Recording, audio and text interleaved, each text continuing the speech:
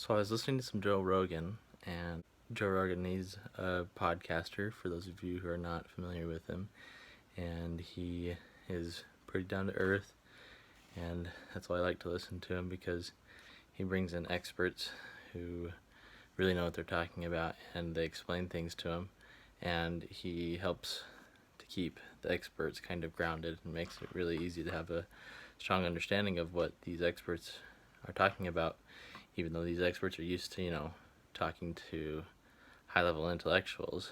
He helps the experts speak to people who are not high-level intellectuals like me. And so, anyways, so he did an interview with Ben Shapiro on July 22nd. And following this video of me, I'm going to play a clip of the video where Ben Shapiro brings up the fact that China is doing something similar to what Hitler did during the Holocaust to Muslims. Ben Shapiro claims that China is basically taking Muslims that live in China and sending them in trains to internment camps where they're forced into slave labor, and they're also forced to be sterilized. And the media is really not covering it, according to Ben Shapiro. Mostly Facebook and a couple of news emails that I get, that's my exposure to the media. So there may be some media that's covered it to some extent, but I'm not aware of this happening, and it seems like most people aren't, and so I want to do my part to kind of get the word out, because this is ridiculous that we're not doing anything about it. I don't understand why the media is not covering it. I mean, I realize that this could lead to, a potential World War III, and potentially the end of the world. And also, our country is very reliant upon China, and so I can see why we wouldn't want to confront them. But I think we need to.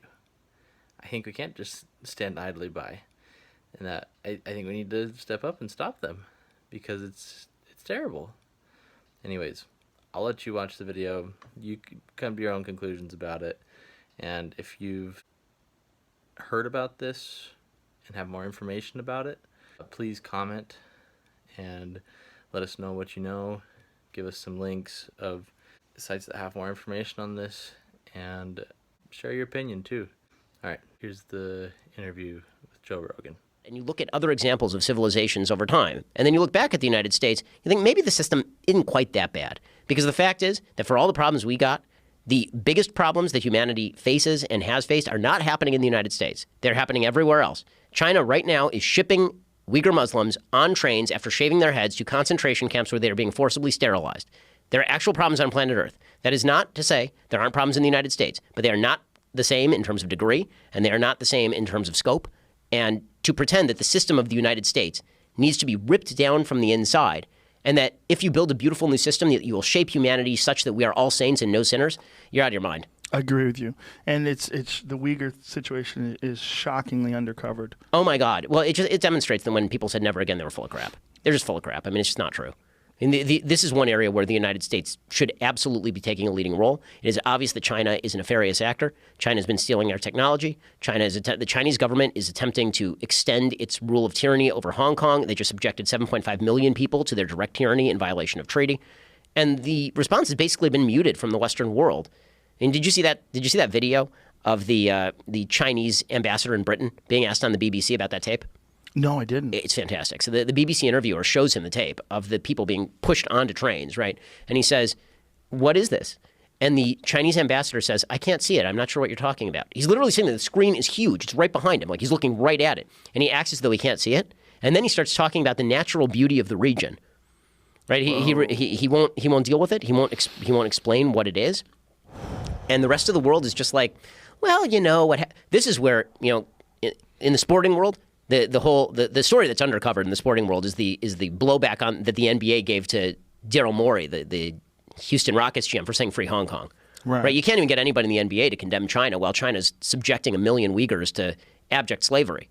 Mark Cuban just had an exchange with Ted Cruz the other day where he was going after Cruz for something, and Cruz said, well, just, he questioned Cruz's balls or something, and Cruz came back at him and said, well, do you have the balls to condemn China?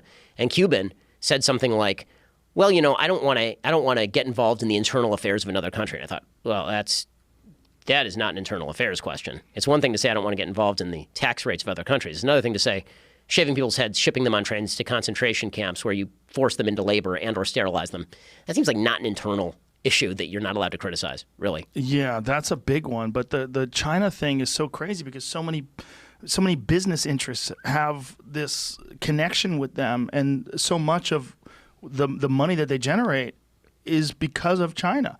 I mean, the NBA, films, there's so much of our culture that kowtows to China. We're so connected to them. And that's one of the things that we really found out from this pandemic is how many things are built there, how much of our medicine, how much we rely on China. It also demonstrates the lie of the idea that if you trade with somebody, then they're going to liberalize. Yeah. Right? That was something that was pushed over the last 30, 40 years real hard, which is we'll help them out economically, we'll have mutual trade, it'll be good for both of us, and they'll liberalize because once they realize it's good to be part of the world economy, then they won't be tyrants anymore. And instead, they just took all the chips off the table and said, no, actually, I'm going to double down on this, and we're going to get more tyrannical, not less. I mean, Xi is the most powerful Chinese leader since Mao. It's incredible. Again, just to reiterate, this content does not belong to me. A link to the content can be found in the description. Please see it, and please watch the whole interview. It's pretty enlightening.